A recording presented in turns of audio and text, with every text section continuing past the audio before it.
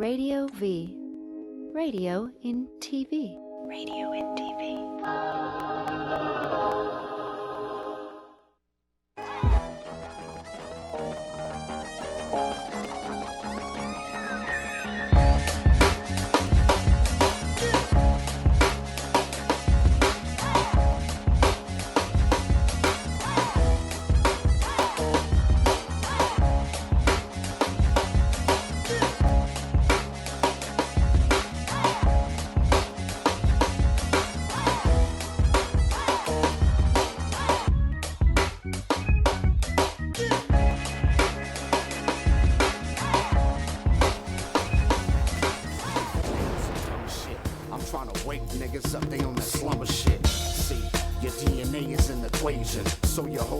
A mathematical ratio. Some bitches is predetermined to get fellatio, while others are predetermined to be a great mate for you.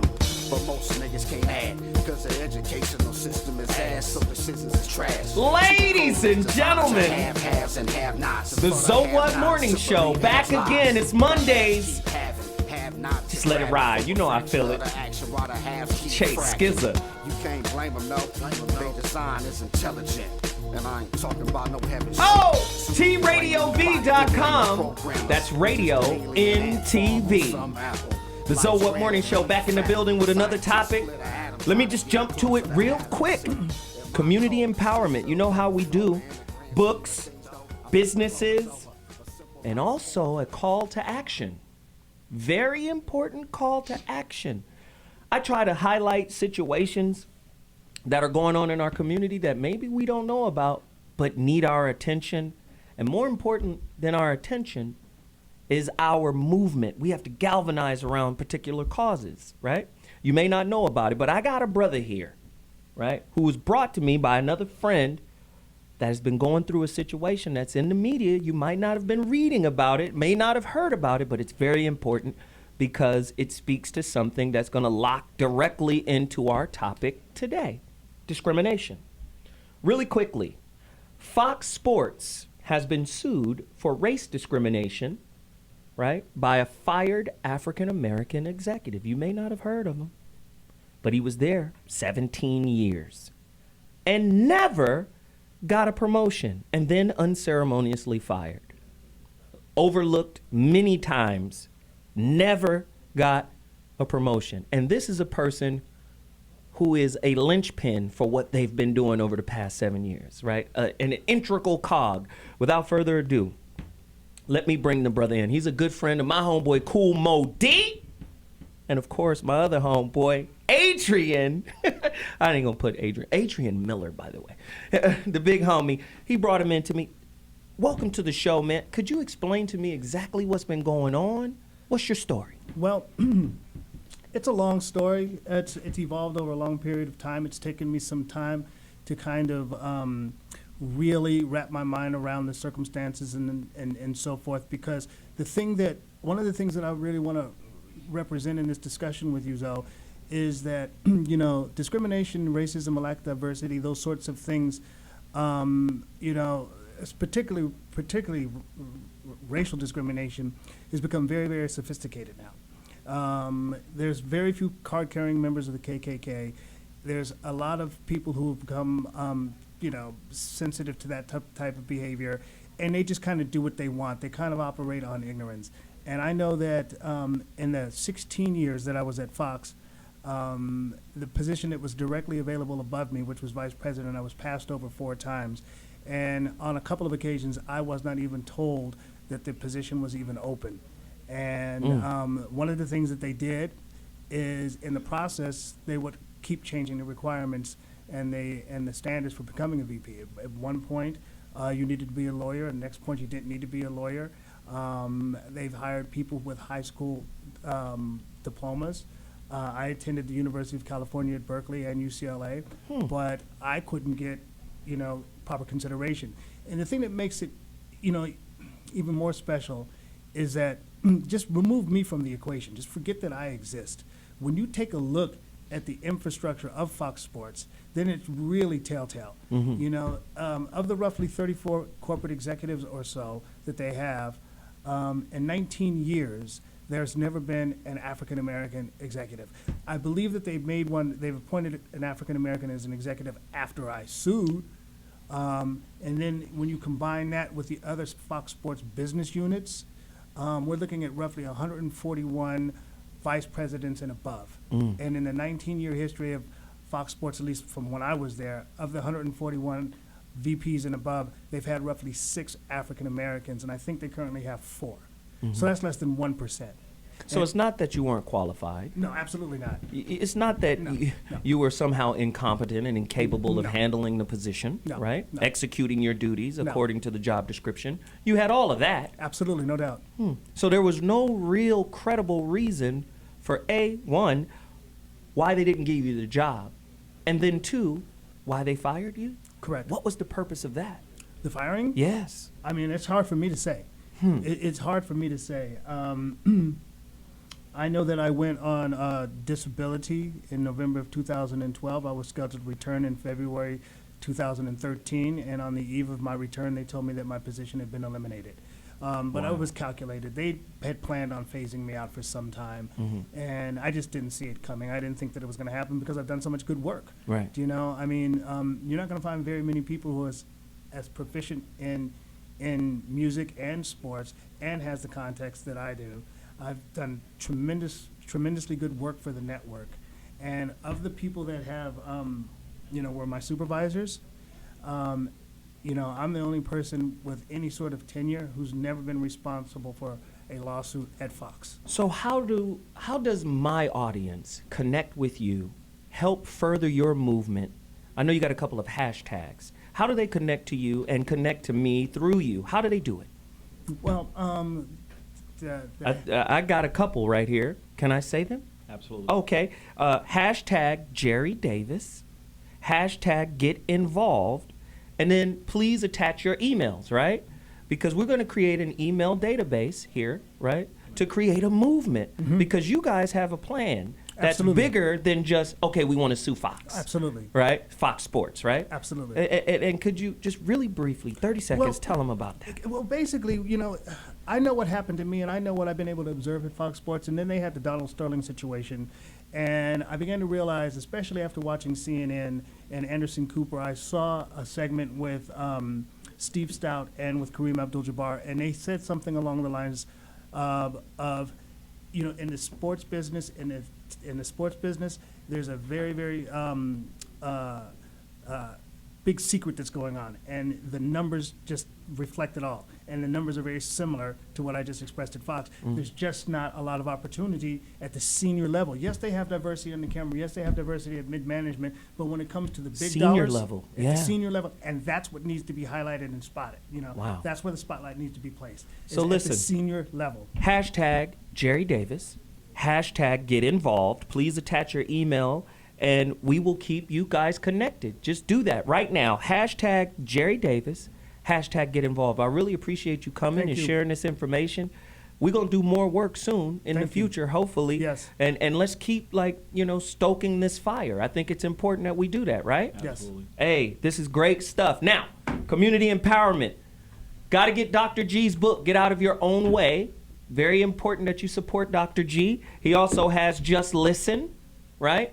He also has Real Influence. Go to my website, IamZoeWilliams.com, and get the Rebirth of Seeds. Also, we have tremendous amount of businesses to support here.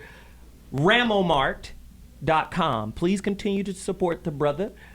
Easy Boy Web. Look at Ramomart stuff, man. That's incredible. Okay, Easy Boy Web, right? These guys do websites and graphic designs. These are all black-owned businesses. You got to support these businesses. Also, Arise Hospitality. This is the Black Office Max, the Black Staples, right? They get all of their stuff from the same suppliers of Staples, but it's a black-owned company. So it's not like if you have a Staples account and you sign up with Arise that you somehow lose the quality that Staples provides. They get the stuff from the same distributors. Taylor Insurance and Finance. This is a brother.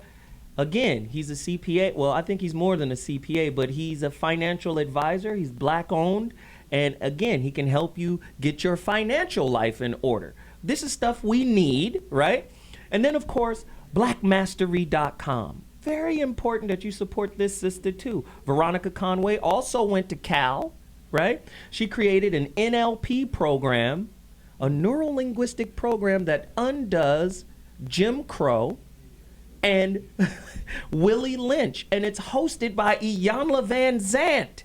Wow. This is a hypnotic program that undoes the limiting beliefs that most black people grow up in American society with. I'm not enough. I got to work 15 times harder than the white person next to me. It undoes all types of limiting beliefs specifically designed and catered to black people. I've never heard of something so amazing. And then, one of my guests is here right now. I need his website. Who has it? Tariq Nasheed. Tariq, come in here, Tariq. Somebody get Tariq for me. Can Tariq come in here?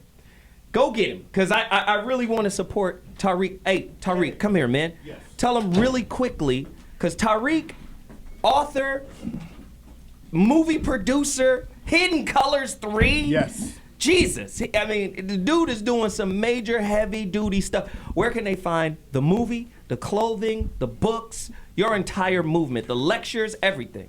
You can get the movies at hiddencolorsfilm.com. You can get the clothing at tariqelite.com. And you can check out everything at kingflexentertainment.com as well. That's all I'm trying to say, man. There's a lot of stuff going on. Yes, I want people to, this dude got glasses and shirts and jackets and shoes. But more importantly, he has content and information that's changing the entire community. That information you putting out in the Hidden Colors movie is changing the game on a high level, man. Yes, and I want everybody to support it. The next dude I want to talk about really quickly, I got a few more minutes. Dr. Umar Johnson is trying to do this school. I know you know about it. Absolutely. He's trying to do a school. He's trying to take over St. Paul University, right? Absolutely. And turn it into a different type of academy. A Marcus Garvey, Frederick Douglass, academy for young boys. Now, anybody, especially for the topic we about to do, young black boys are in trouble in America, period. And he's trying to create and raise $5 million to create this school. Guess what? He doesn't even have $100,000. He only had 30 days to get the bread. We spend $1.1 trillion, dude, annually, black people. Michael Jordan owns stock in privatized prisons, and you don't own stock in Jordans. But we kill each other for the Jordans. Absolutely. So he provides a means for us to go to prison by killing each other for the Jordans, and he still gets paid when you go to prison. But he's not donating to Dr. Umar to keep you out of prison in the first place. I mean, this is a cold situation. He has less than 100 grand. It's important that we support this. Absolutely. So, listen, we got to go. Take us out with the Black Mastery hypnotic induction. I want to see that. Yo, we'll be out. I'll be back in 2 seconds. So your whole mind's a mathematical ratio. Some niggas are predetermined to spit.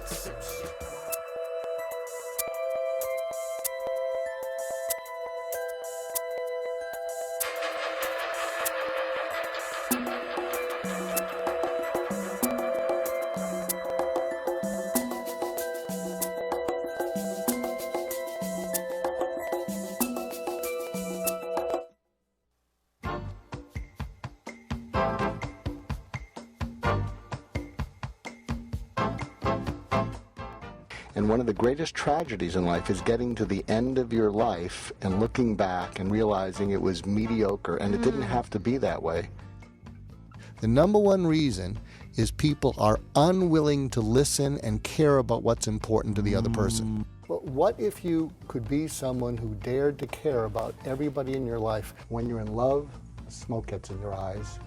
But when you're anxious, you talk more than you listen.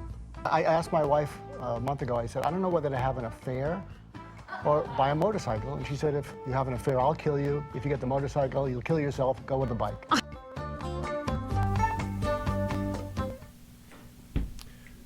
Zoe. Hey, Doc, can I interfere in your Well, you always tips? interfere. Tee it up. Go on. Okay, so I have to acknowledge the young sister that's here right now. She caters for us. And I meant to say this during the community empowerment. Tailor-made cuisine. Taylor Campbell born and raised in the South Bay area of Los Angeles, California. She's the owner and founder of Tailor Made Cuisine. Listen, follow her on Instagram at tailormadecuisine_TMC. That's at tailormadecuisine_TMC. On Twitter, at Taym Catering, right? Facebook, www.facebook.com/tailormadecuisine. Please support this sister. She supports us. Seriously, is that why you've been eating? That shrimp wrapped in turkey bacon is delicious. Shrimp so wrapped in I've turkey. heard. Yeah, she brought that, right? It's so great. I've heard. So I appreciate her for coming. And again, let me throw it back to the doc. Doc, set up the topic for today. Okay, the topic for today is, well, let me lead it this way. One of the problems I'm having is I can't get arrested. Wow. You can hang out with me for a weekend. And I'll tell you what that's about. I wrote this book, Get Out of Your Own Way. I wrote this 1996. And since then, I've gotten over 150 letters from people in prison and jails.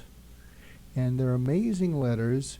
And I've been trying to get into the prison system or jail system. And I say, I just want to share these letters. We'll take the people's identities off, see if it speaks to the people they'll open up. Here's a one page I got to read from a recent letter. This comes from, I won't tell you the first name, David, of Venal State Prison. Dear Mr. Goulston, I've spent 31 years in prison for a first-degree murder I committed on another person. It took 8 years before I had enough courage to write the family an apology. However, I minimized my involvement by blaming others. It took another 20 years to pen a true apology to the family, see the enclosed, and in doing so, I took full responsibility for everything leading up to and including the murder of their son. Wow. Question: how does a parent cope after losing a child, or in this case, an adult son? And this was, you covered this in Holding It All in your book, Get Out of Your Own Way. And what, if anything, can I express to show that I understand what this all meant to them? Finally, how can I make amends to the parents? Thank you for your time. And the 3 pages that follow this, which we don't have to read, it is one of the most heart-wrenching, articulate apologies to the parents of someone you murdered. And I got 150 letters, and really, I've gotten into the tops of the prison system and the jail system, and then they flip me down 2 levels, and then I hit bureaucracies, and I throw my hands up, but anyone that can get me into jail, anyone that can break me into jail and prisons, I just, for free, I just want to get this going. Wow. Wow. Well, we appreciate you sharing that with us. And that leads us to our topic today. Heavy topic. Get ready. 855-878-4652 is the number to dial. Follow us on Twitter at TRadioV. Follow me on Twitter at Zoe Williams. Let's converse. Today's topic: the draconian world of privatized prison profits. A riveting look at the big business of mass incarceration. This is going to get crazy, right? Y'all already know. If you're watching what's happening in the world today, some very interesting things are going on. You got mass incarceration, and you also have mass deportation. Something's happening. And most people ain't looking at it because they caught into the matrix of 9 to 5, and then the weekend I get to work, right? Or I get to play during the weekend. So Housewives of Atlanta. They don't really understand what's happening, right? What's going on. But let's go deeper into this. Questions. True or false? Aren't the terms justice and inequality polar opposite in meaning? How can there be justice in a system that thrives on inequality? Somebody call us at 855-878-4652. How does mass incarceration and mass deportation relate to one another? I just alluded to that, right? Are private prisons more violent than state-run prisons? Very interesting. And why does the back door of school systems lead directly to the front door of prison systems? Somebody call us at 855-878-4652. Let's go even deeper. Should ex-cons and current prisoners be allowed some form of human rights? Right? Some people think, 'cause according to the Constitution, that's legalized slavery. We get to treat you like cattle. Absolutely. According to the Constitution, right? Where is the morals in the Constitution then? People want to give the Constitution so much credit for being this revolutionary thought about democracy and freedom. But a Constitution that has any form of slavery and dehumanization inbuilt, can that be called a Constitution that's built on morals and integrity? I don't know. 855-369-9898. Let's go deeper. Have private prisons offered to buy state-run prisons under the promise that the state must keep the prison at or near full capacity? We're talking about business, then that means the prisoner is the product. So how do you keep the jail full with the product, right? How do you do that? We're going to get into this real deep, man. This is going to be a crazy show. That's enough questions for now. Now, let me introduce my august panel. Let's get active on this one. Ice Life, author, teacher, educator, student, poet, HBO death poet. Dude is cold-blooded, man. Got his own day in Oakland. Ice Life Day. Director. Director, actor, all of that stuff. This dude is cold, man. Y'all got to get with him, connect with him. Ice Life is in the building. Welcome to the show. Thank you, man. Appreciate you coming. Dr. Mark Goulston, author of Just Listen, Get Out of Your Own Way, Real Influence, and many others. Man, he's a cold piece of work. He's going to add value to what we're talking about. Jeff Brown, intellectual irritant. That's me. That's me. That about sums it up. No, the dude is cold-blooded. You know how we get down. And of course, without further ado, one of my good friends, man, this dude is out here in the community doing real things for real. This is why we're pleased to have him here. He's busy. He's doing movie premieres. The dude is all over all types of tangerine carpets. He's everywhere. Tangerine. I'm saying you got to do something special for Tariq. You know, he's doing it big. You know what I'm saying? Hey, producer, director. The dude created Hidden Colors. How important is that? And not only, he's in Hidden Colors Part 3. He didn't got a trilogy out of this thing like The Lord of the Rings or something. So I'm down with him 100%. Welcome to the show, Tariq Nasheed. Yes, indeed. What's up, family? How's everybody doing? Yes, sir. So let's jump right into the topic. Right? Oh, one other thing. Sorry. A very important book that must be purchased regarding this topic. Sister out of the Bay Area. Gotta support her. Michelle Alexander. She is a thought leader in this field. The New Jim Crow.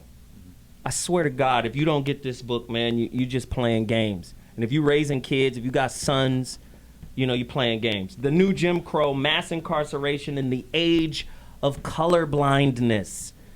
This is the seminal work on this topic. If you don't get it, you're not serious about what's happening in our community. Gotta support her. Listen, let's get into the topic.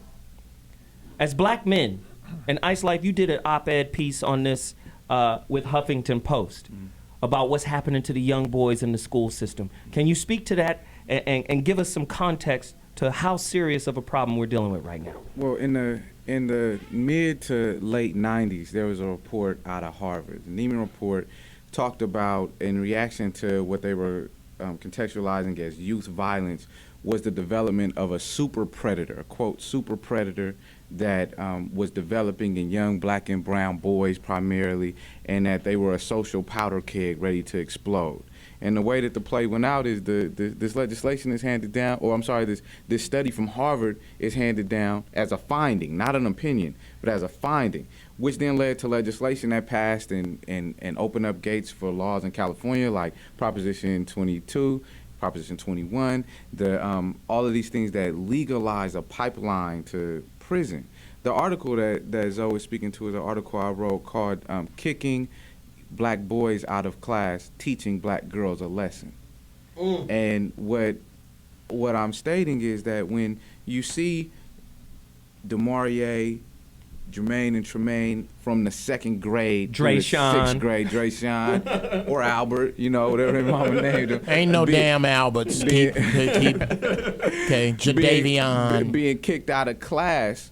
What does this say to the young girls in class with them that are potentially future mates for them? What ideas do these young sisters develop about young black boys? In California, it was really great to see, particularly out of LA, legislation passed that made it harder to just suspend or kick a student out of class, because disproportionately who we saw being kicked out of class were these young black and brown boys, particularly black boys. And after that, what comes from that is, of course, the beginning of young people feeling marginalized from school and becoming more susceptible to the prison system. Wow. Listen, we're going to come back. But when we do, let's ponder what Ice Life is talking about via this question. I wonder what the research and development departments look like behind the walls of privatized prison. I can tell you. Are those R&D departments not even at the school? Not even at the prisons? Are those R&D departments at elementary, middle school, and high school? We'll be back to discuss it even further. So What Mornings? Holla in a second.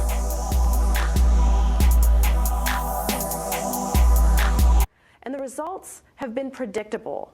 Millions of poor people of color have been rounded up for relatively minor nonviolent drug offenses. In fact, in 2005, 4 out of 5 drug arrests were for possession. Only 1 out of 5 were for sales.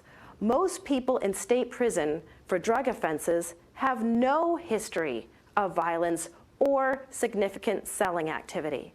And during the 1990s, the period of the greatest expansion of the drug war, nearly 80% of the increase in drug arrests were for marijuana possession, a drug now widely believed to be less harmful than alcohol or tobacco, and at least as prevalent in middle-class and suburban white communities as it is in the ghetto. Michelle Alexander. President Clinton. Yes, I just wanted to bring it up to President Obama, because this piece you wrote, very interesting, at TomDispatch.com, called The Age of Obama as Racial Nightmare. Explain.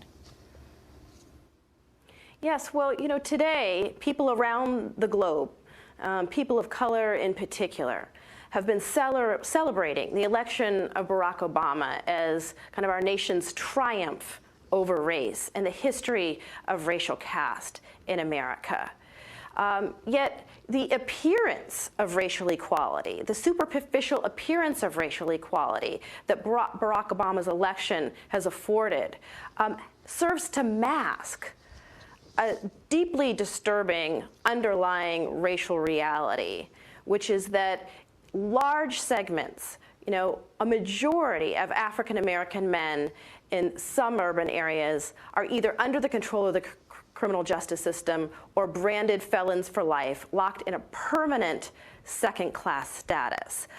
This vast new racial undercaste, and I say caste, not class, because this is a population which is locked into an inferior status by law and by policy. This vast population has been rendered largely invisible through affirmative action and the appearance of success, with a handful of African Americans doing well in universities and corporations, the sprinkling of people of color through elite institutions in the United Oh my States. God. Wow. Listen, this has been a very hard topic for me, because I'm going to say this and I'm going to throw it to my brother Tariq. I've quit things before, right? When I was 20, I set up my own little bookstore in Pasadena. And on Sundays, and this is while I was at Loud Records as an A&R guy, Maverick Records as an A&R guy. I felt like I had to give back to the community. So I set up a bookstore. That bookstore blossomed, and pager company, and then we bought an ATM machine and airbrushing, and you remember the African American college, the sweatshirts. We were selling all of that. And on Sundays, I was teaching comparative religious studies. And I mean everybody from MC Ren, from NWA, Pasta Noose, from De La Soul was all coming to Pasadena in a room as big as this to hear us. There was dudes standing outside with tapes trying to record what was happening. And I did that from age 20 to 29. No business acumen. I just opened a business and kept it cracking. I didn't go to school for it. But I kicked niggas out because I felt like you just want to be associated with something that makes you feel good as opposed to really taking in the message of you doing it. Like, she just spoke on something that really hurts me, man. Our people think we good because we got position somewhere. And once we get positioned somewhere, we stop the fight with regards to discrimination and inequality. We think, well, I'm here. And then we got the nerve to look down. Well, look how I got here. I fought and did, and whoop, whoop, whoop, you should do the same. There ain't no bootstrap pulling. Yeah. Ain't no bootstrap pulling for a system that is set for the 1% to remain 1%ers. Fuck a 5%er, no disrespect. Yeah. But I'm a 1%er. Yeah. And I don't give a fuck what you preach. Do you understand what I'm saying? No disrespect to the nations I of got you. gods and the earths, but that's how they view the whole situation, right? So I'm saying it hurts me, and it makes me say to myself, okay, how long am I gonna do the Zoe West show? Yeah. Because there ain't no real movement. It's just I feel good that somebody talking like this. But this is the importance of the show, and I want to say this, and I know we passing to the brother, but this is my sister. I know sister. Right. And she was a lawyer, and it was a hood brother in West Oakland. And this is her story. That was coming to her with all kind of files, a brother from the hood, saying these police are arresting us and planting drugs on us. And these cases are getting thrown out, but nobody, and they coming down there and abusing. And she didn't believe it. She was doing social justice law work, and she didn't really believe it. She didn't act on it until the newspaper come out, something called the Oakland Riders, which was people in the Oakland Police Department who were caught planting drugs. It was caught as a big documented thing, and that transitioned her. So these dialogues and these discourses, though I do agree there needs to be action behind the words, do rattle that thing from a cat in the street all the way to some, sister's an affluent person speaking on these things. Now, we were brought here, African-American people were brought to America to be a non-competitive labor class. We have to understand that first. And during slavery, when slavery was about to end, we have to understand that 99% of the country did not want slavery to end. The South or the North. The North gets this pass for some reason. Right. They didn't want slavery to end. When slavery did end, they had to find a way to put us back into slavery. So in the Constitution, they said, well, everybody's free unless... and we always forget about that unless they're convicted of a crime. So what did they do? Criminalize everything that black people did as a way to funnel them back into the criminal slave system. That's what we have to understand first. Let's work from that paradigm first. So now when you see the image of black men particularly, we're criminalized every single day. So this will justify putting us back into the prison system to work. When you go to prison, people don't know that it's mandatory to work in prison. It's not like, oh, I don't want to work. You'll get put in solitary confinement if you do not work. It's mandatory to work in prison. They force you to work. And prisons around the country, they send out videos and memos to corporations around the world saying, hey, stop dealing with China. We'll make those products here. Slavery in the prison industrial complex is big business. People don't know that black crime is actually down in America. This is why they always point to Chicago. Whenever they talk about black crime, what about Chicago? What about Chicago? Because that's the only place where there's a lot of crime on a regular basis. Since there's not a lot of black crime, they have to do what's called all-in laws to fill up those jail cells. Meaning, out here in California, they have what's called gang enhancement laws. So if one dude commits a crime, has on a blue belt, and me and Zoe and Jeff are with him, we all go to jail. It's Crips. It's a gang crime. Guilty by association You're guilty by is now a law. That's the law now. So now they can call it street harassment or street terrorism. Or you're put on probation, they give you what's called a four-way clause, which means that the police stop you, they can charge you for the person that's sitting next to you 4 different ways to find you guilty, even if you haven't done anything, and entertain you. So listen, guys, this is science being dropped right now. We've got somebody on the line, a lady. Her name is, I don't want to pronounce her name incorrect, Kaylee Schilling, MTS. Kaylee is the director of the Violence Prevention Coalition of Greater Los Angeles, an umbrella organization whose membership includes government agencies, nonprofits, and individuals committed to ending the epidemic of violence in Los Angeles County. She brings over a decade of experience working in and with nonprofits. Current priorities include facilitating an arts-based intervention of incarcerated youth network. Listen, she's on right now. Her credentials are thicker than a phone book. That's not important. What can she do to bring clarity to this conversation? Are privatized prisons targeting the poor and immigrants and people of color? And if so, why? Go deeper, please. Hi, am I on? You're definitely on, Kaylee. That was for you. Okay, great. Thank you so much, and thank you for having me. It's a pleasure to be on the show.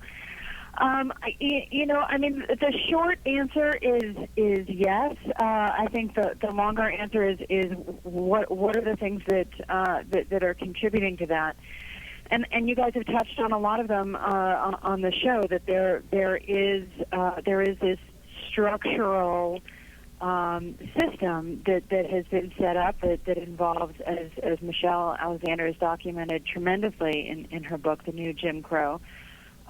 Looking at how we have criminalized behavior that we don't like, and created a second class of folks, and actually that because it's framed as people with convictions or felonies, that somehow makes it safe and takes it out of a racial domain.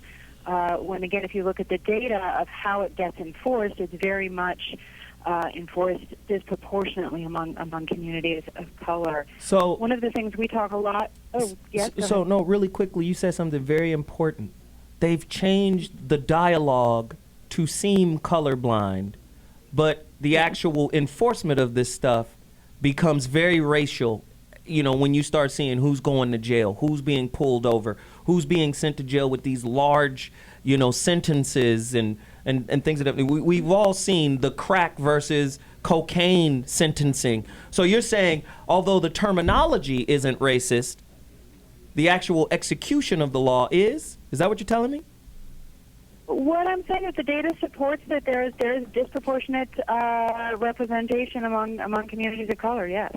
Wow. And I think that tracks back. One of the things we talk a lot about in the Violence Prevention Coalition is really seeing violence as an issue of public health rather than an issue of criminal justice. And one of the reasons why we talk about that is because if you see it as a health issue, if you really see violence as an epidemic, then you start to look more at the root causes and the structural systems that are causing it rather than individuals making bad choices. I think there's a tendency with this to say, individuals are bad, these are bad people, these are bad kids, a lot of times making bad choices.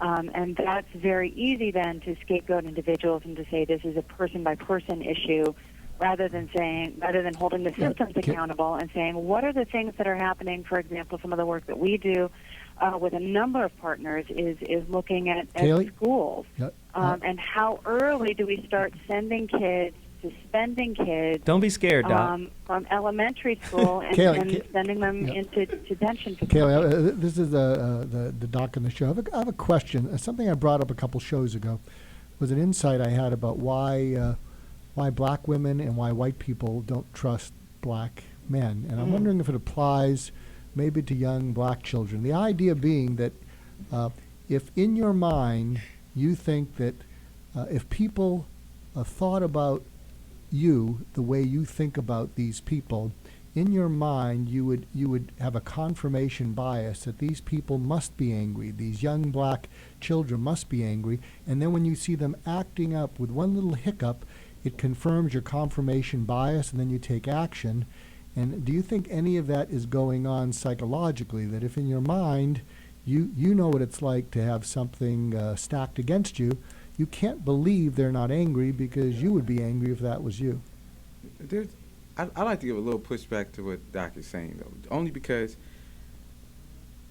my firm, we worked for 2 years with Kaiser Permanente. And it was really interesting, having Kaiser as a client and working with doctors. And doctors are trained with something called that you have unconscious bias. So a vastly white, also Asian Indian, you have unconscious bias. And there's a breakdown of so you're not racist, it's just an unconscious bias. Whereas with us, it's never broken down that deeply. It's always like, if we do something wrong, it's because you're a criminal. And why are you so mad? Yeah, and why are you so mad? Well, basically, because I know the heart space you're coming from. But I think maybe in 2014, it's time to go, largely, white folks are racist.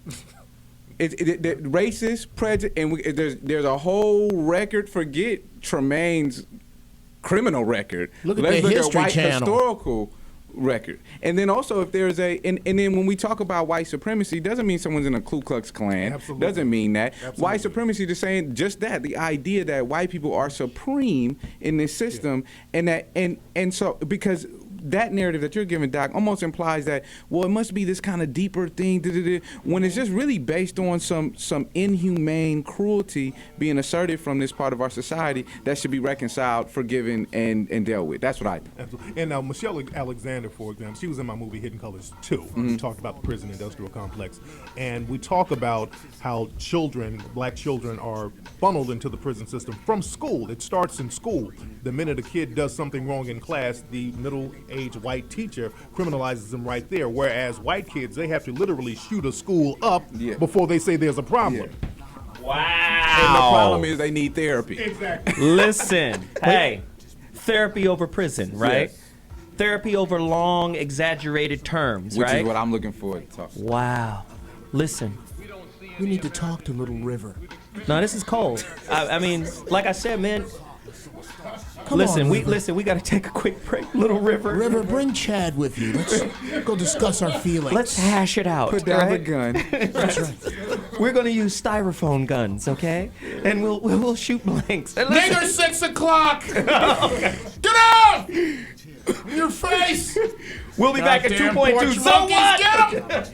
Cause what he bitching. In Texas they still lynching.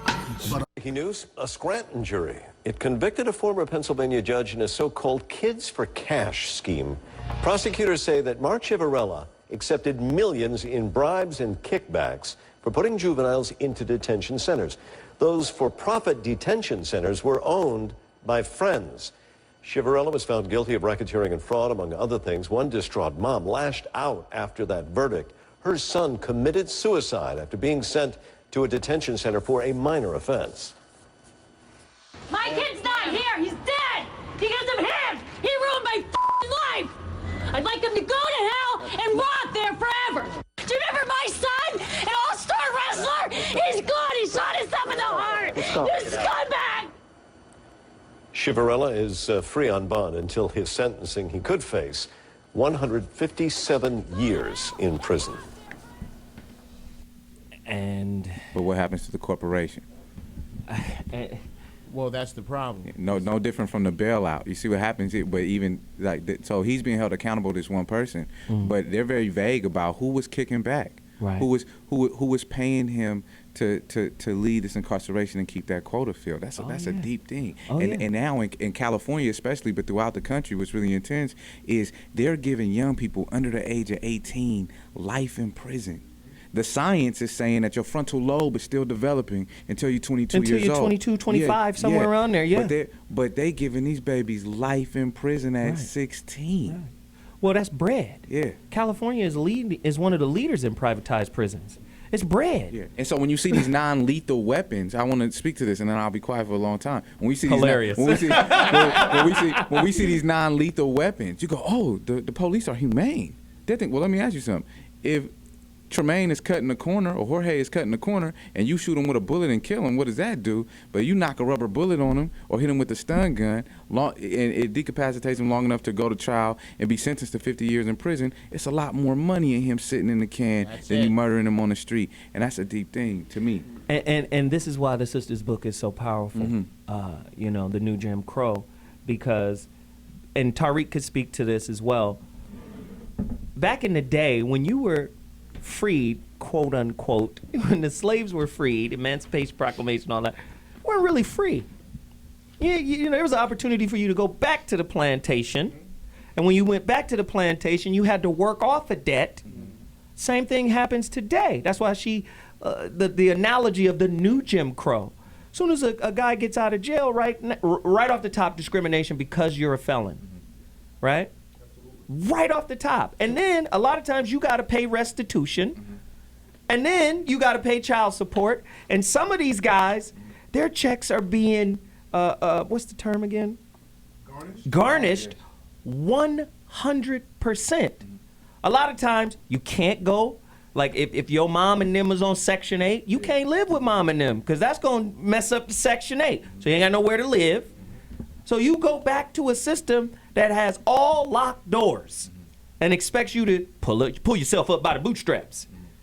I'm trying to tell you, man, it's not designed that way. It's designed, this, like she said, it's a caste system. We've got people in the building right now, more people that's going to contribute to the conversation. Of course, Jasmine, Melodiously Fly, one of the most, Jasmine Mitchell, by the way, artist, singer, I mean, provocateur, intellectual provocateur. She be going in like a warrior princess from Zamunda on these fools.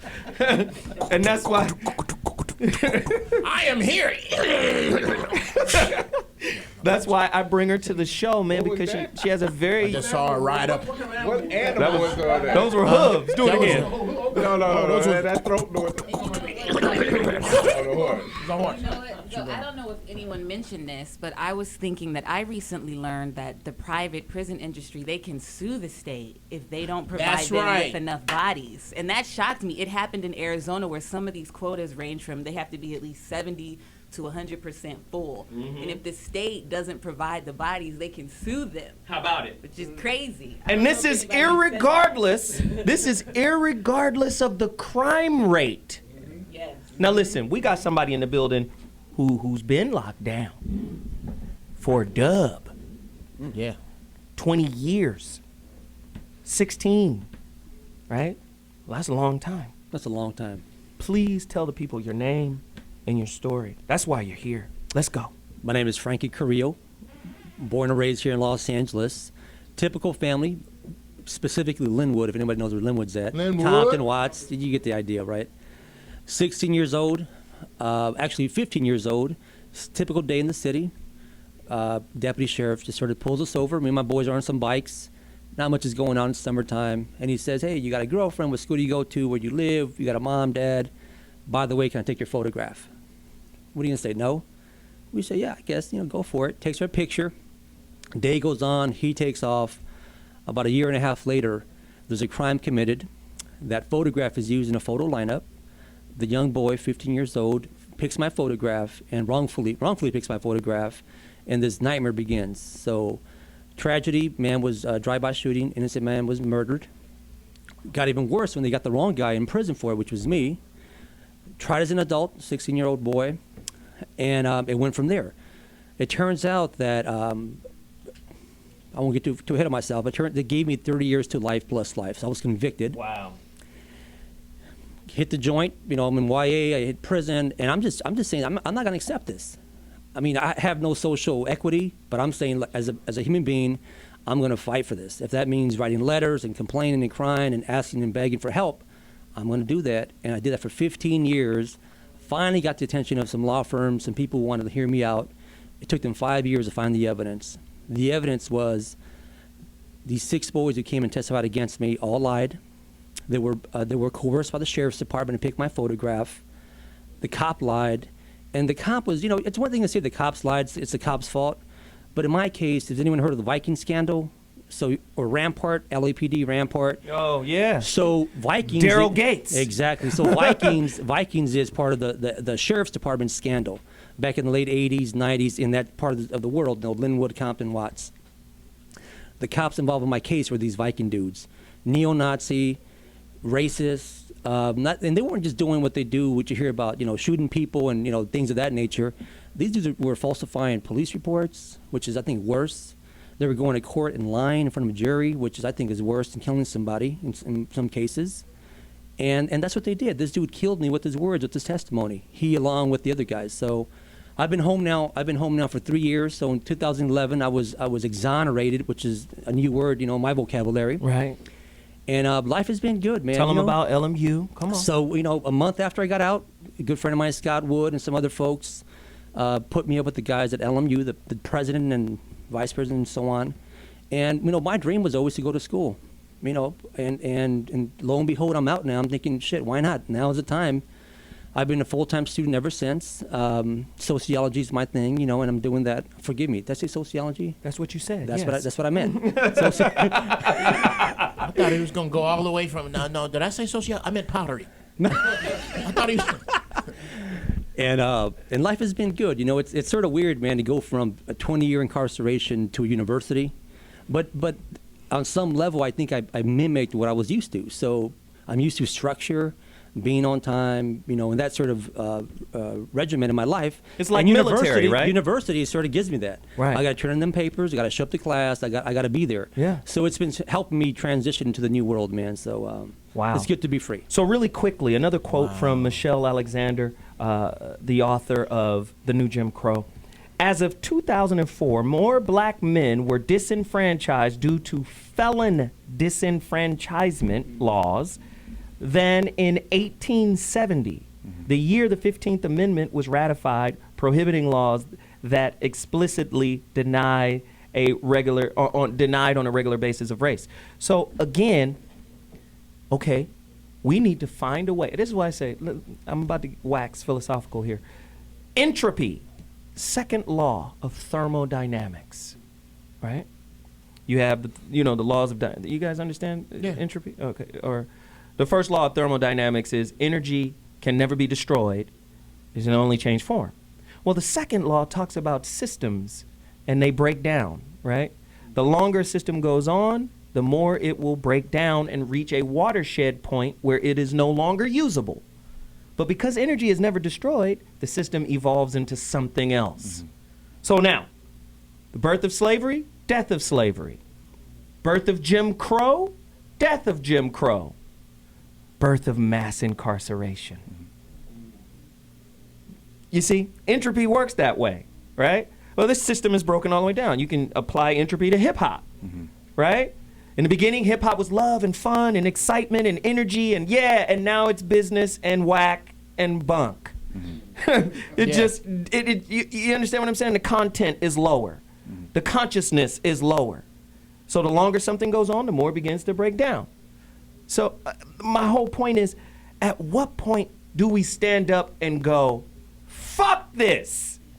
Enough is enough. There's 7 billion people on the planet Earth. The 1% is called the 1% because they only make up 1%. A pawn is only a pawn because he believes to be. The pawn has, you get to the other side of the board, you can be whatever piece you want. But because we're indoctrinated with pawn mentality, pawn software. Listen, the root word of champion is peon. It's just the greatest of the peons, which is related to pawn.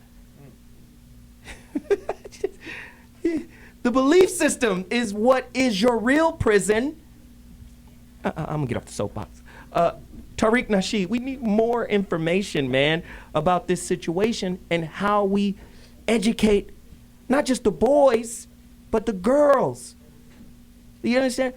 We can't interface with a system any longer that really has never had our back, our best intentions, or anything like that, correct?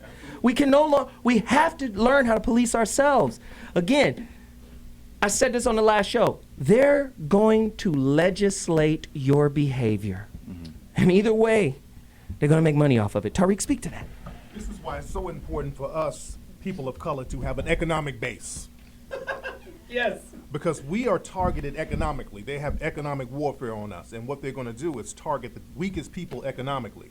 This is why you don't see Asian people getting funneled into the prison system. Because their economy can combat that. We don't have an economy. We don't have an economic base. We don't have businesses. When we get that going on, then we can have the best lawyers. We can hire the best attorneys. We can create an economic system that will protect us from being targeted by law enforcement. So we have to start there. But they're going to continue to do it because we can't look at it from a moral standpoint, just like slavery should not have been looked at from a moral standpoint. What they should have done in slavery, and I've always said this about the abolitionists, instead of saying, okay, religious this and moral that, they should have said, we're not going to buy any products made by slavery. Come on. That would have stopped slavery overnight. We have to get to a position where we say, look, they're going to keep making money off us, so we're going to circulate our money among each other to combat that. We have to look at it from an economic standpoint and how to combat it economically. All right. We are going to take a break. Mumbles. And when we come back, will it be my rant when we come back? Yes. It will be Jeff Brown's rant. And then we're coming back to Kylie. Oh, yeah, and then Kylie, hold on, baby. Hold on. We just been talking. Hang out. And then we coming back, and I'm going to say some ignorant mess about spending 20 years and then don't do nothing. We'll talk about that. We'll see you in a minute.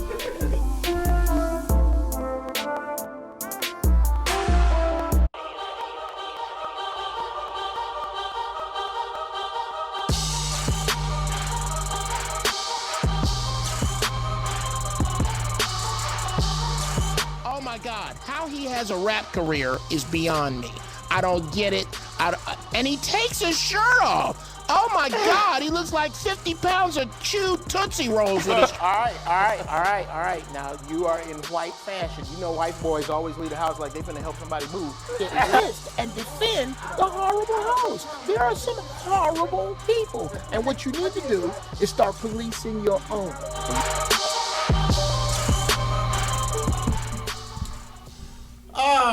Which is how I like to start all of these. I think it's time that we shift our fears as a people. White people first. Shift your fears, okay? This concept, this fallacy that's in every movie, that's in every commercial, in everybody's mouth, that the ghetto is this dangerous place.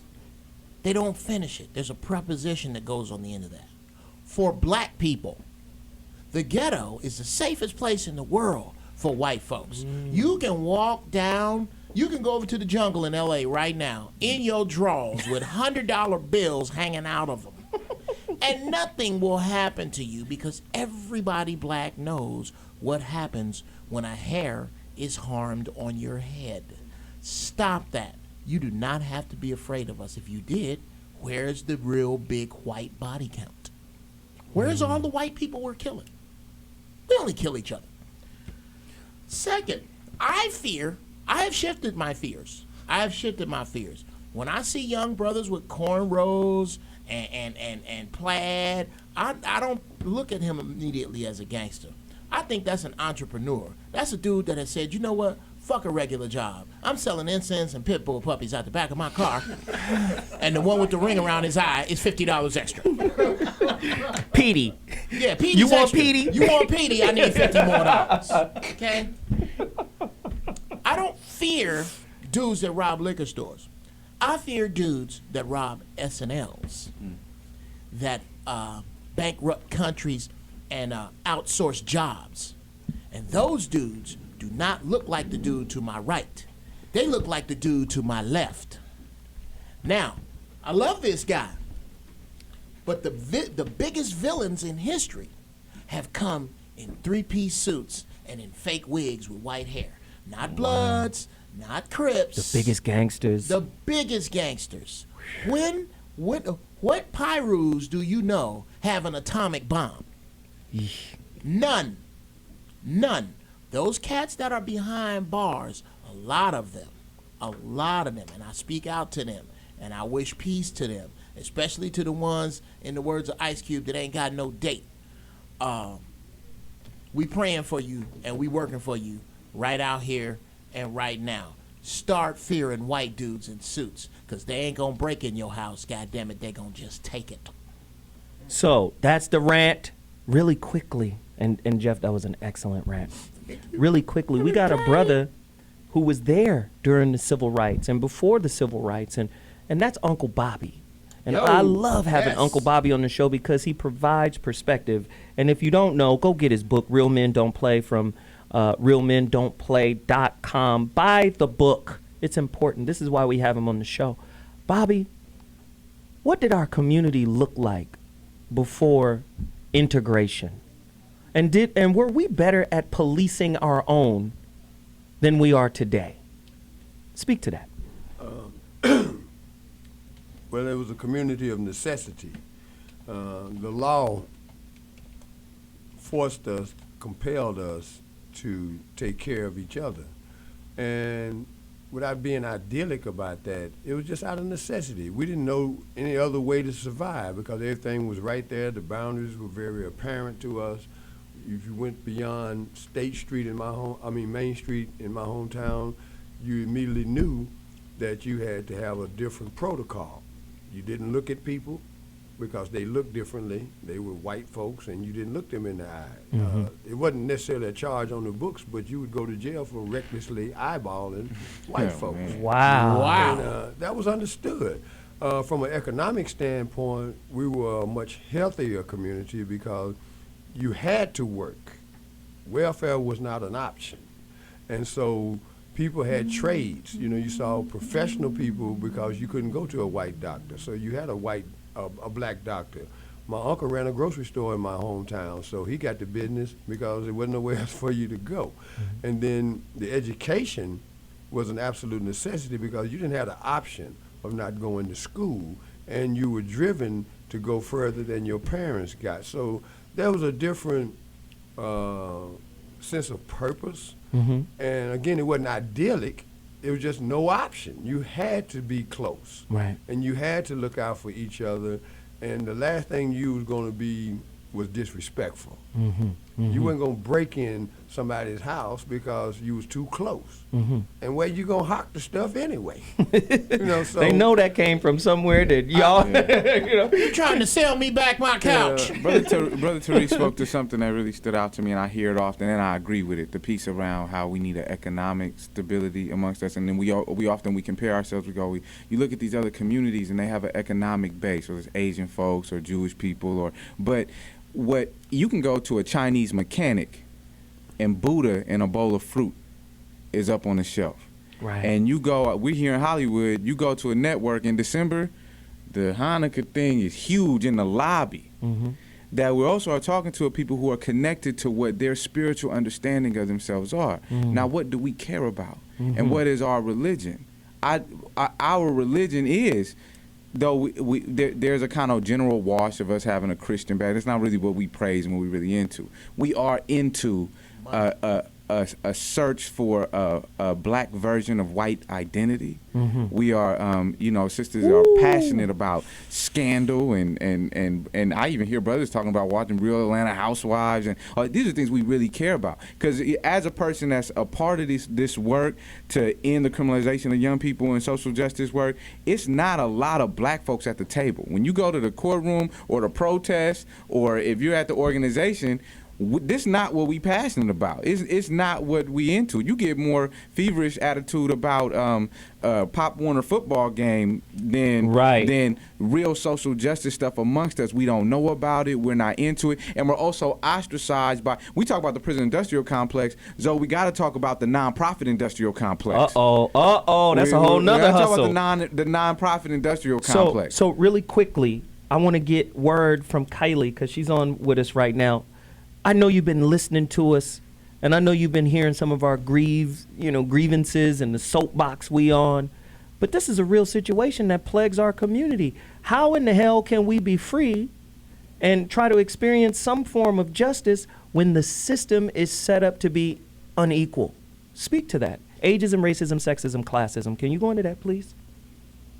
Yeah, in 30 seconds, you want an answer to that? No, give it to us. Yeah. I think there's some really, really great points that have been raised, and there's a couple things I want to hit on. Which one of them is I think there was some. You were talking about shifting your fears, and I think that speaks to really the social norms that are around us, and there's some really excellent work that is happening. Around what kind of shapes those social norms. I think that the National Hispanic Media Coalition has done some really good unpacking of even the news reporting and how news reporting reinforces some of those stereotypes and tells us to be afraid of people of color. So you're saying, is there an African American media coalition that can look at even the news media, not even the movies, but actual news reporting, and how does that reinforce racial stereotypes and fear? And they've done some really interesting work pegging it to budget cycles. So I think there's definitely work that's there that people can access, and there's a space there to do some really interesting stuff around changing our norms. Because you're right, when you look at the data again. We do a lot of work with gun violence prevention, and there's a very, very insidious edge to some of this messaging that happens around, who needs a gun and who they need to protect themselves from. Wow. And then when you look at the data, it is not that black people are breaking into white people's homes. It is not that black people are threatening white people. White people are killed by guns very, very rarely. Wow. Except in these mass shootings. But you do get, the highest victim of gun violence are young African American men. So let me just say this really quickly. Address that is really a bit irresponsible. Indeed. And that was great stuff. Hold on for one more second. Let me just say this. They've been creating a narrative to be afraid of black men since, and before then, the birth of a nation. You have to understand the power of media. The first time they got a movie camera, they put together a blockbuster to be afraid of the animalistic, ravenous black man. Reefer madness. And that philosophy has been in place in some form or another. Even if it's Allen Iverson, I don't like your braids. Right? In some form or another, that's been in place. Dr. G, you wanted to make a point. Make it really quickly. Yeah. What do you think of this? As long as you deny your anger at another person, you will always be afraid of them. Wow. I'll take that. And we'll take that to break. And when we come back, Tariq Nasheed, Melodiously Fly, the whole panel is going to get deeper into this thing. This is crazy today. We'll be back at 2.2.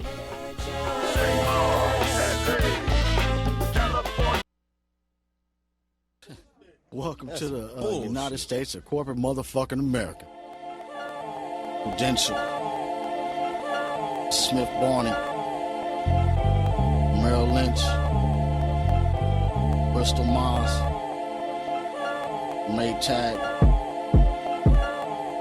Craftmaster, DuPont, MCI, SBC. When they declared a war on drugs, my nigga, they declared war on us. Drug offenders mean more prisoners, and more prisoners mean more prisons built. More wood, more concrete and iron. More trucks, more gas, more hine. Framers, plumbers, electricians, consultants, advisors, technicians. More guards, more guns.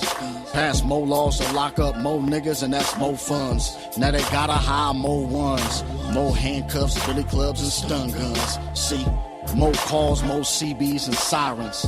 Most drug offenders is non-violent. It's all corporate, the state ain't the owner. This prison's brought to you by Time Warner. Reverse agreement with the United States in terms of what they export and where it comes from. But the mere fact that they say that the Tariff Act of 1930 that said that we're not allowed to accept prison labor produced goods, imported into the country, should mean that you don't think it's right. And if you don't think it's right, then you need to look in your own backyard and see what you're doing. Somebody gotta dry the buses out to the sticks. Somebody gotta make the ink for fingerprints. So these companies, they donate to candidates. Cash for the ones that's tough on crime in a state. More arrests equal more votes. Pass more laws that hurt more Latin, black, and poor folk. Then cut money for education. so they can spend more on incarceration. The company that fed your kids at lunchtime now feed them when they grown, locked on the child line. About $500,000 in jail for drug charges. It was only 50 down before Reagan took office. Then he sold guns for dope to the Contras, and crack rock exploded in Oakland and Compton. More niggas locked up as expected. This prison's brought to you by General Electric. It just seems like they're taking advantage because the mere fact that they don't have overhead in terms of insurance and workers' comp and all these other things, you're getting all these benefits as a result of having the labor. And if you want to say, okay, well, we're training them, we're giving them a skill, we're giving back, it would be one thing. But if you're paying someone 17 cents an hour, that is heinous. It's a come up, a new slave workforce. Just lock these niggas up and make them work for us. And they like to rap about it, that'll work for us. Market them niggas, help enslave a new workforce. Dope and guns, guns and dope. Keep them high, no hope, broke. And in and out of code, it's all profit. From the dope to the locksmith, machine so big, Jesus Christ couldn't stop it, it's a parable. See the Pharaoh, the president, if Jesus came back, they label him a terrorist. I ain't religious, but I read the scriptures. From what I read, Jesus would have been banging for us niggas in essays. And all poor folk on the struggle, they can lock me up, but the Lord forgive me for the hustle, cause niggas just on some feed they kids shit. Living in the system brought to you by big business.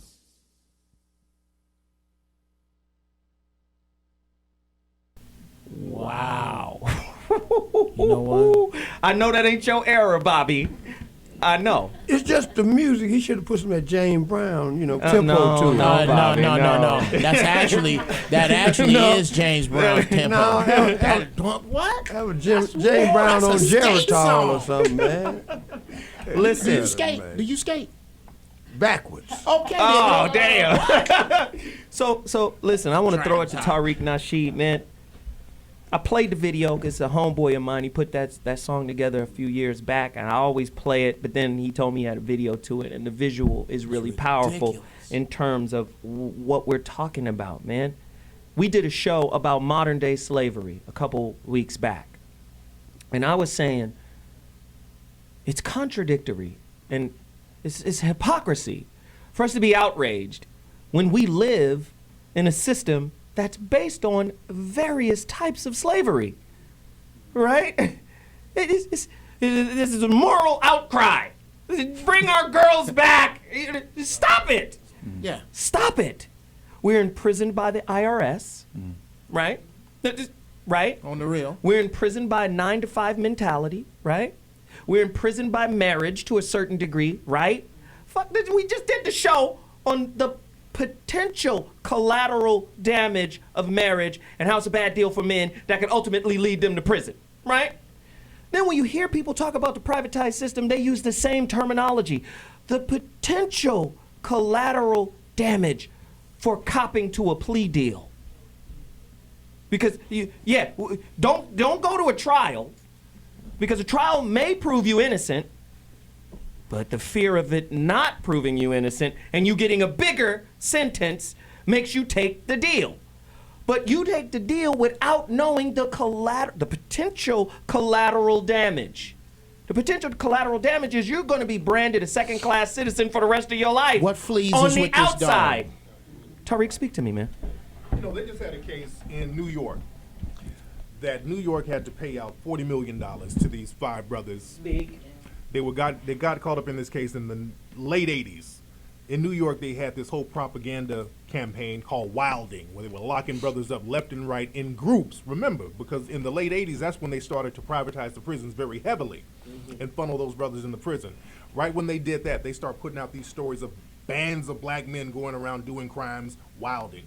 They got these 5 brothers in New York who were underage, got them in the interrogation room, scare them into making a confession. And that's another thing. When you get in those interrogation rooms, as my brother right here can attest to, they start telling you stuff like, look, I know you didn't do it, but the jury's not going to believe it. Say you did it and you'll go home. So a kid who's scared underage, he don't know any better. He's going to say whatever the cop tells him to say, and they're going to give him life anyway. Now, they did that with these gentlemen. Unfortunately for the cops, the real dude came out and confessed to doing it. So they had to let these brothers out of prison, and now they're getting a settlement. Now, this happens a lot in the prison system. You got a lot of young men who are coerced into admitting to crimes that they didn't do. And now, like I said, they're getting them in groups. And what they have now in the country, they have something called the knockout game propaganda. They're talking about this knockout game. People are hearing this knockout game. They're pretending that black people are collectively playing a game where they're randomly knocking out innocent white people. Now, nobody has any proof of a game that's being played. But if they say it enough, that's all you need to get a law passed. And they're literally trying to get laws passed for this so-called knockout game. Similar to the whole thing around Latinos are trying to force black folks out of historically black neighborhoods. And on one hand, there's a real conflict there, but they not forcing us out the way that Wells Fargo or other homelanders are gentrifying. Absolutely, yeah, exactly. A heavy thing, you know. Exactly. So we got to watch the propaganda campaign. And again, this is why we need that economic base, because when we have jobs and employment for our own people, we don't have to worry about getting into that street life and getting 1,000,000 years over something that's supposed to be a misdemeanor. Right. You could fix that black Mexican thing with one big barbecue. I agree. One big barbecue, serve the right shit. Okay. My issue, you were talking about everybody's kind of been knocking around blacks having their own economic base. The first thing we have to break, but we have to do even before that, is break our worship of money. Black people think that money is power. It is not. It's just it's just minor privilege. Money, that's all money is privilege. And I can't, to make this point, I can't go buy a house, even if I hit Powerball off of Highland and 3rd, because a lot of rich old Jews live there. And when they decide to sell a house, ain't gonna be no sign in the grass. Uncle Saul is gonna sell that house to Uncle Ira, who's gonna put his son in it, who just had a baby with his wife. Right. And your money, there are certain places, It your ain't no money good. is no good, It's black no good. people. There are certain things you cannot buy. Really quickly, this is a Mike Tyson story. Mike Tyson had a Ferrari that he had to hide because he bought it out of order. There's an order, there's a hierarchy. You can't just buy this Ferrari. And somebody saw him driving around in it that was in line for the car, and they dimed him out. And a friend of mine, who shall remain nameless, had to help Mike and hide that Ferrari Wow. until they could straighten it all out. Wow. Listen, Dr. G, and of course, what's your name again, bro? Frankie. Frankie, I'm sorry. It's okay. It's just this very passionate. Frankie Four Fingers. I want Frankie Four Fingers, you understand? Don't make me call Frankie. Four Fingers. Yeah. No, so Doc and Frankie. Doc, you've been there as a psychiatrist, where you've been able to peer through the mind of someone who's been institutionalized, right? Behind big bars. You've been there 20 years experience. Speak to me about what this place does to the mind, because I know it has nothing to do with rehabilitation. This is why the recidivation, the recidivism, what's the word? Recidivism. Recidivism. This is why that rate is so high, right? It's just designed to get you back in there, and it locks you into a certain kind of mentality. Can you speak to what these prisons do to the mind? Well, let Frankie go, because he's been there. That has more expertise than me, and then I'll weigh in. But go ahead. So you asked about the mind, so I'll stick with that. But I think it's also designed to break your spirit. But that's a different question that you're not asking. But the mind, my incarceration spans the entire system from juvenile hall, county jail, YA, and then adult prison. So you hit the entire spectrum in one shot. I'm going to pick up Folsom Prison. I'm 30 years old, and the dudes who are around me are lifers. These are dudes who've been in ranging from 10, 15, 20, 40 years. And the mentality is that you're a reject from society, and these are general statements, so I don't want to make this not everyone. You're a reject from society. No one likes you. No one wants you around. If you're on a path of enlightenment, you're doing that. But a lot of guys try that, but then there's nowhere to go. There's nowhere to shine. There's nothing to do with that. Wow. So they resort back to just being a prisoner. And a lot of dudes, and looking back, and it's really from a flashback mentality, but I'm thinking about this as a lot of guys come to age in prison. So they're discovering who they are for the first time as individuals, as men. Within a cage. Within a cage, which is tragic, which is a tragedy because, you're expecting society, your family, loved ones to have an influence on you. But instead, you're in a environment with a bunch of strangers who are also trying to figure out what the hell is going on with themselves and so on. And so the mentality, if you're strong enough, you can keep it together, and if you're not, then you don't. You're going to get consumed, Doc. You know, there's something called, and Frank, I'd be interested if what you think about this, but there was a term years ago called learned helplessness. Mm-hmm. And it was started by a guy, Martin Seligman, who's now into positive psychology and resilience. But long ago, he created the term learned helplessness, which means that when there's no way out, you kind of adapt to it. And you adapt to it. And so what happens is you're kind of reduced to just, sort of making it through the day. You don't even have a mentality that you could build or grow anything, because you think that whatever you try is just not going to work out. And so you're just kind of existing and surviving, and there's a real kind of discouragement and despair. So would you agree with any of that? I totally agree. Wow. Very, very poignant. You got about 10 seconds, Bobby. Well, because I've had the privilege of working with Jim Brown's American program for the last 20-some-odd years, I've dealt with brothers who have been out and successfully transitioned back into life because they had to make a personal decision, whether they stayed in that framework of, I don't know how to adapt to this, or they admit that they have to really just start a whole another get down. And he reminds me so much of a cat that I feature in my book, Julian Mendoza, and we talked about him a little bit on the break, because it does tie into the fact that the black and brown thing changed in the time that he was in prison. Wow. And that's something that we really need to look at too, is the fact that they have divided people along racial lines, right, and permitted that to filter back out into the streets. Wow. When we come back, we're going to talk with Jasmine. She has some very, very heavy things to say in terms of women and their treatment in the penal system. We'll be back in 2.2. That little bit of hope is the reason that I'm rapping. It showed me where to go like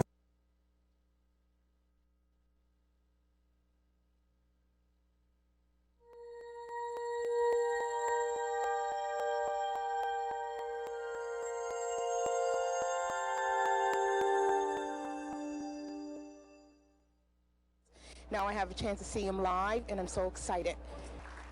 Something is wrong if we are 5% of the population in Toronto and nearly 50% of those confined for criminal action. Something is wrong.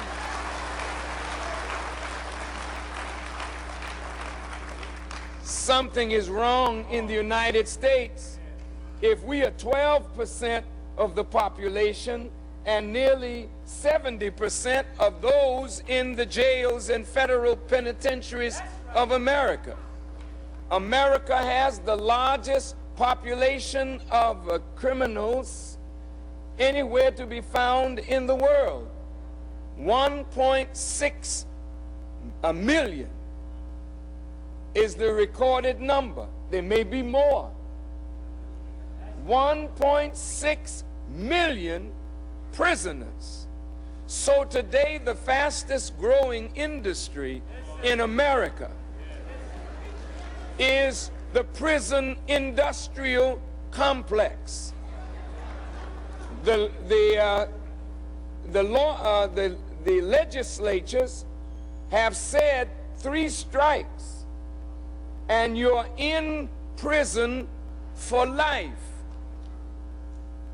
A few years ago, the statistics were that 1 out of every 4 black people in the United States was either in prison or connected to the criminal justice system. Now it's 1 in 3. So there's hardly any young black person that has not offended the law. So from teenagers, we may run into trouble with the law, and by the time we're 20, we may have 3 offenses. No matter what those offenses are, 3 offenses, and you're locked down for the rest of your natural life. And so what is happening today, it's a modern form of slavery using crime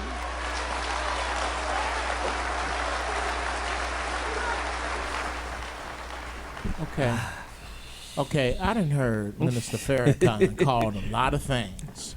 I done heard him call a race baiter, an instigator, a Jew hater. Am I rhyming? He's been called all those things. Here's one word I've never heard him called, ever, by anyone. Liar. So that just means you don't like what he got to say. Right. And again, I mean, I'm going through this whole thing because I look at the apathy that is associated with our community. I look at the, pursuit of validation in a society that's never really wanted you guys, us. For the Latino brother, they keep us at each other's neck in the neighborhood, or at least the perception of that. Media is a powerful drug. It's a hell of a drug, right? But at the end of the day, the Latino family's got to deal with, deportation.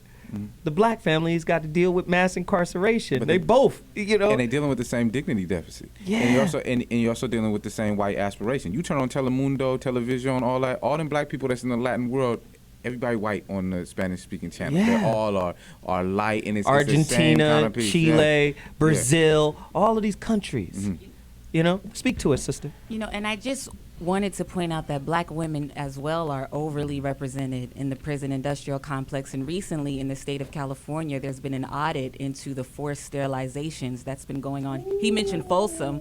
Folsom is one of the prisons that's being audited right now. So if black women, if we represent the majority of the female population among races, that means that they're sterilizing black women in prison. And I wondered if Kylie is still on the line. I wanted to pose that question to her if she's heard about this, because it's something that's fairly new that's been coming out, a lot of articles being written. And what do you think are some of the incentives? Why are they forcing women to be sterilized in prison without their knowledge? Without their knowledge? Is she still there? Yeah, they're doing it without their knowledge. They don't know. There's a law called Buck versus Bell that makes it perfect. Whoa. Hey, give him a microphone. Because a lot of people have that same question. How can they do that without your knowledge? They have a law, I want y'all to look this up, called Buck versus Bell, where they can sterilize you without your consent. And it was a law passed in 1927, and it's still on the books. It was never overturned. No, I didn't say without your consent. I said without you knowing. Like, is it a sandwich? They can, the Norplants, all that stuff, dude. It's a sandwich. What happens is that these women are going under surgical, during surgery for other things, and then, while we're fixing your kidneys, let's just sterilize you. Exactly. We're taking your tonsils out. Exactly. And we touch on that in Hidden Colors 3, by the way. We go deep on that. A lot of birth control is sterilizing black women right now. A lot of folks don't know about. And you have to understand also, with the whole feminist movement, they brought black women in to sterilize them. Like people like Margaret Sanger back in the 1920s and 30s. Planned Parenthood. That was designed to sterilize black women. And they said it. It's not even a conspiracy. And not only does it sterilize you, it messes with you hormonally. Like women that have been on birth control for years become emotionally dead. Like it literally kind of almost kills your nurturing instinct. Yeah, it takes a long time to cleanse. I've never touched the stuff. Wow. So Bobby? Yeah, here's the good news.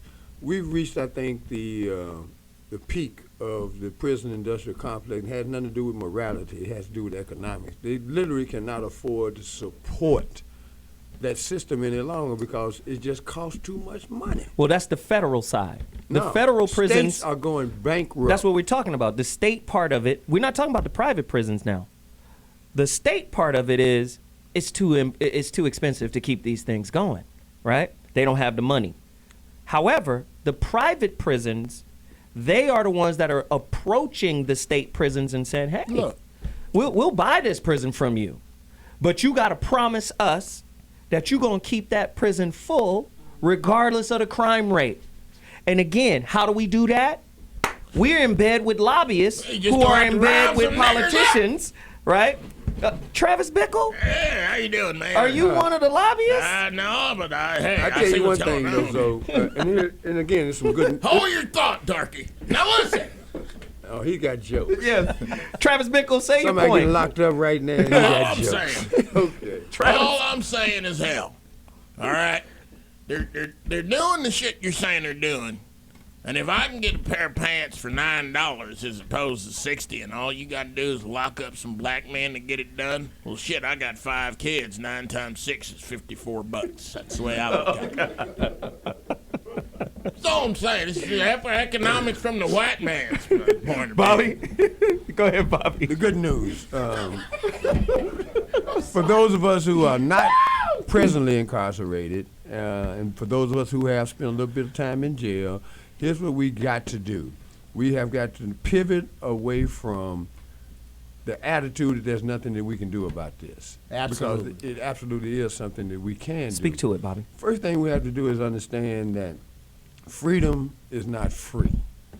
So in order for us to begin to address the social problem, we have to deal with the economic problems.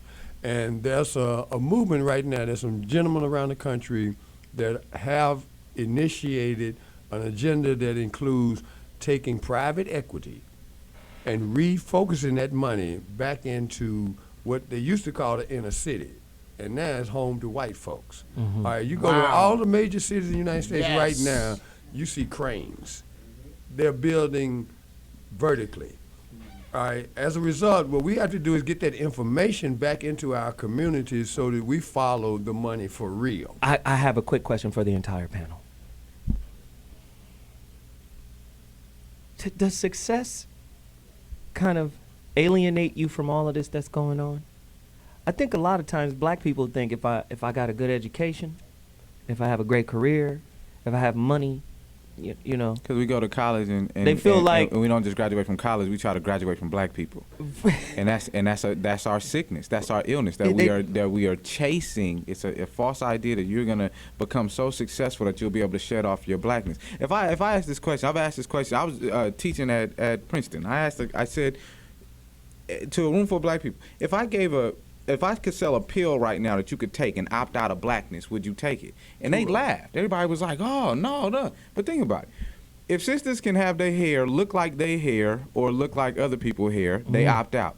If we have the ability to not live amongst us, we tend to not live amongst us. We opt out. If you have the ability some to go, opting out ass motherfuckers. If you have the ability to go to business, you can get a full ride to Morehouse or a full ride to Stanford. No, or pay 200 G's to go to Stanford. Mama gonna figure out them loans and go to Stanford instead of taking the full ride at Morehouse. There's an opt-out thing we have of ourselves about opting out of our blackness, and I think that makes us more susceptible to these attacks that ride on us.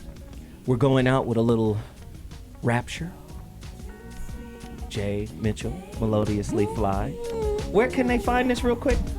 You can find it on Bandcamp, Jay Mitchell at Melodious Fly, spelled phonetically correct. All my music is available for purchase and free download. She's a beautiful woman, she's intelligent, and she makes the show great. We'll be back in 2.2 with Final Thought. Baby, your heart ain't worth it. My kid's not here, he's dead! Because of him! He ruined my f***ing life! America has the largest population of criminals. Okay, right now in Flagstaff, Arizona, by the way, a $300 million private prison is being built, blocked by Masonic bloc. Okay? For the hustle, cause niggas just on some feed they kids shit, living in the system brought to you by big business.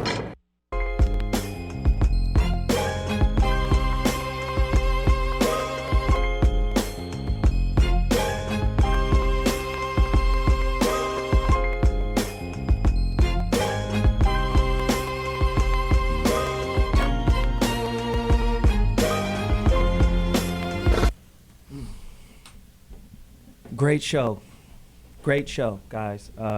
Again, I appreciate the think tank. I appreciate, the different perspectives. I appreciate your voice, I appreciate everybody who's here, man. We got to continue to do this kind of stuff. And I'm just going to say it really quickly. The greatest act of terrorism that blacks could perform is to unify. And you have to understand Black Wall Street to understand what I mean by that. Over 600 businesses, right? That was an act of terrorism that prompted the first ever bombing of a U.S. city from the sky, Tulsa, Oklahoma. Because we were together, because we policed our own, because we valued each other. I'm tired of the bootstrap argument. I'm tired of the do right by the system and it will do right by you argument. When there are forces in place that will create a product, a prisoner, a slave out of your children, just because they're not performing right. How many of you mothers out there got to deal with a student that, maybe you raising a kid by yourself, right? And it's hard for you to get him to school on time, and you have to deal with the truancy issue that, we will take your kid and get him in the system one way or other because you can't get him to school, right? I mean, I said this before, they're finding ways to legislate our behavior, to criminalize our behavior.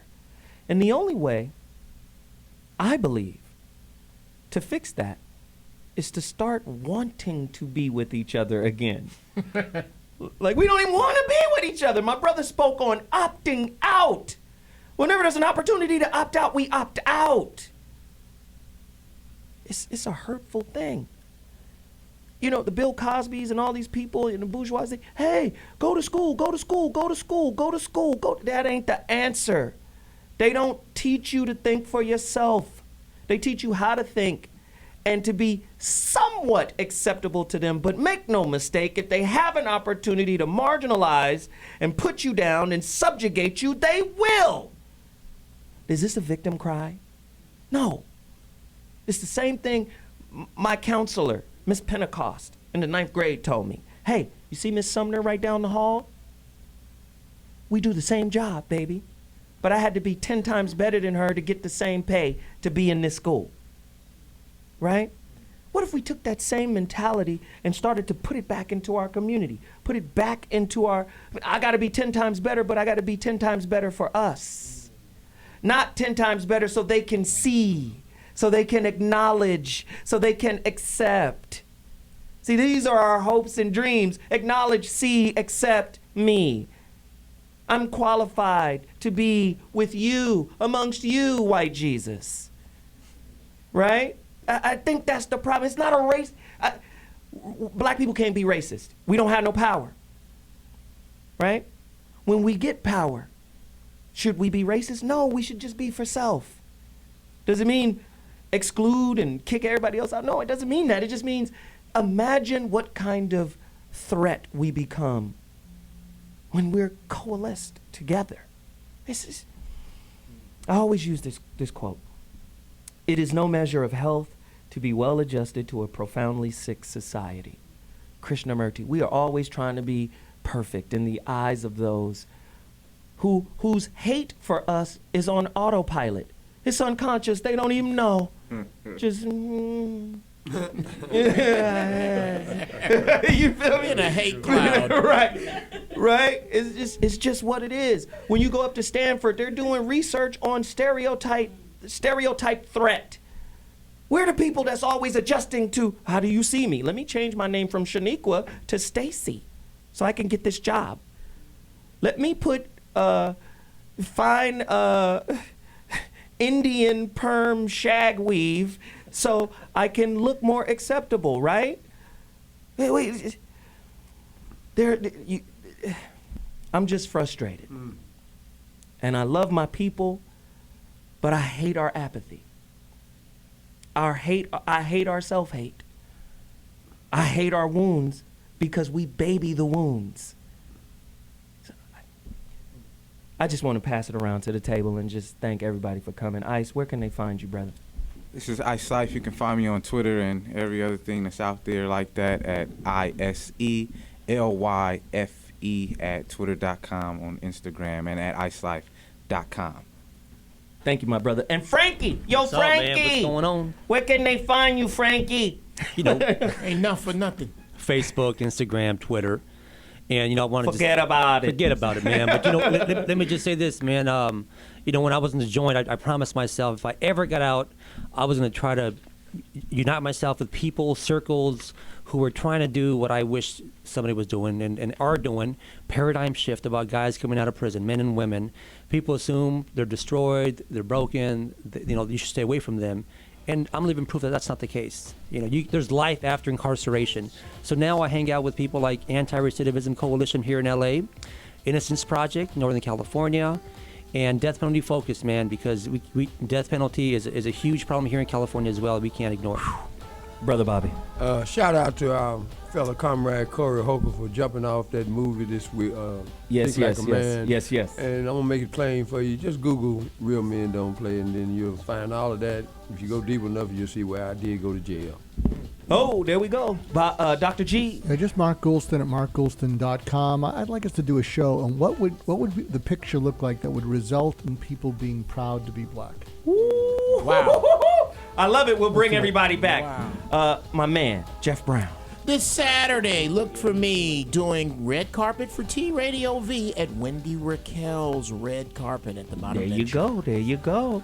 Hey, Tariq, everything you're doing, tell them real quick. Hey, Hidden Colors 3 is going to be in theaters this Thursday and Friday all around the country. Get showtimes and theater locations at hiddencolorsfilm.com. Sell this movie out. Yes, indeed. It's already sold out in New York and Dallas. Follow me on Twitter at Tariq Nasheed. And y'all hit me up by my porn name on Google. That's Denzel Sausageton. And I'm joking. But follow me on Facebook at Tariq Lee.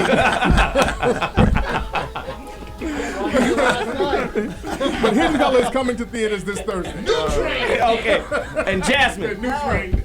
You can find me here at Melodious Fly. I'm an artist. I'm a singer, musician. I'm making music. Support me. Don't support Nicki Minaj's I'm Here, I Care. I'm a real artist in the community. Please support me. Peace. Support everything we're doing. Please.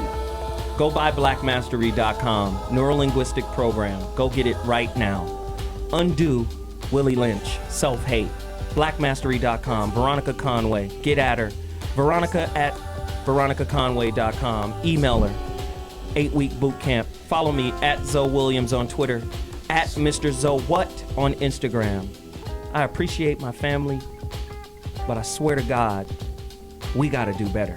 This is a hurtful topic for me because there's a lot of pain in our community, man, and it just becomes our narrative, and I'm trying to break that. So I'll see you guys next week with another barn burner. Deuces.